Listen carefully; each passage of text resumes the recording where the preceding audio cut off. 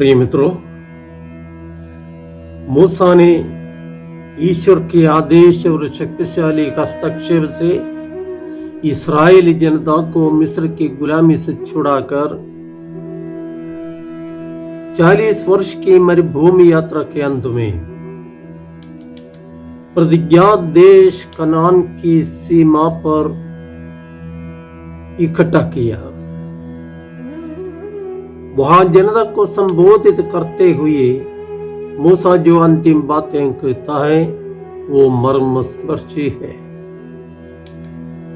ईश्वर ने उनके लिए क्या क्या किया इसकी याद दिलाते हुए उस जनता के प्रति ईश्वर का प्रेम कितना गहरा है यही मूसा उन्हें समझाना चाहता है।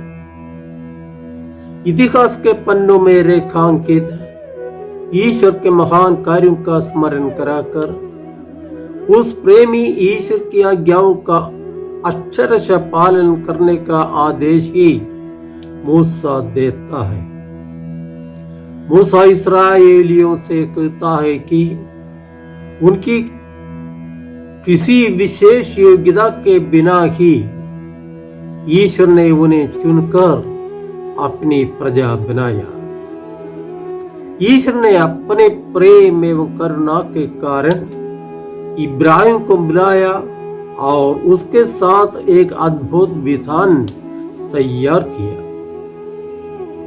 इब्राहिम के बाद इसहाक और याकूब के साथ इस विधान को दोहराया।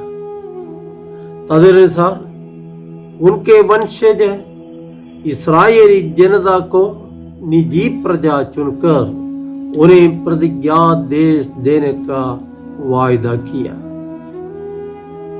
मरुभूमि की लंबी यात्रा के दौरान ईश्वर ने उन्हें सिखाया कि एक ही ईश्वर है, वही सबका प्रभु और सृष्टिकर्ता है।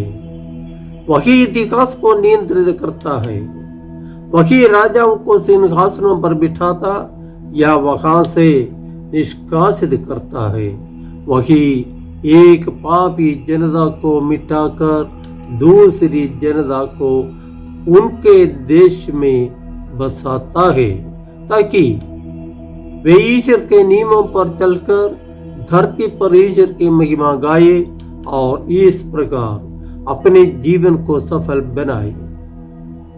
अतीत में ईश्वर के महान कार्यों का ब्यौरा देते हुए मूसा पूछता है, क्या और कोई ऐसा राष्ट्र है जिसने तुम लोगों की तरह अग्नि में से बोलते हुए ईश्वर की वाणी सुनी और जीवित बच गया हो? ईश्वर ने आतंक दिखाकर विपत्तियों, चिन्हों, चमत्कारों और युद्धों के माध्यम से अपने सामर्थ्य तथा बाहुबल द्वारा तुम लोगों को मिस्र देश से निकाल लिया है। यह सब तुमने अपनी आंखों से देखा है।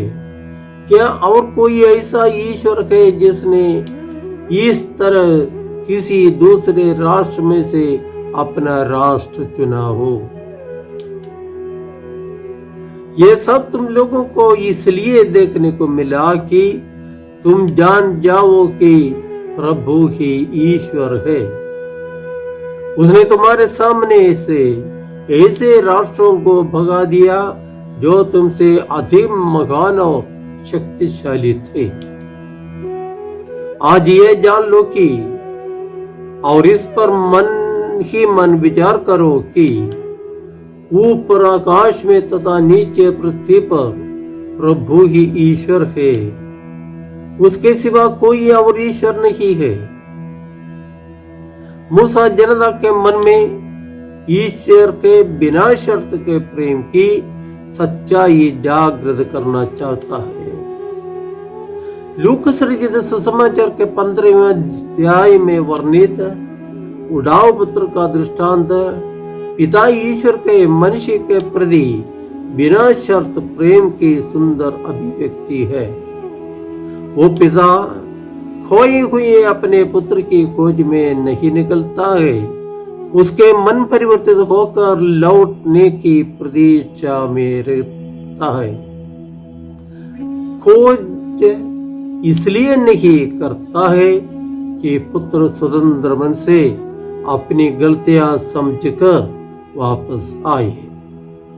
ईश्वर ने संसार को इतना प्यार किया कि उसने अपने एकलौते को उसके लिए बलि के रूप में दे दिया। क्या हम ईश्वर के असीम प्रेम की गहराई समझते हैं? जय यीशु।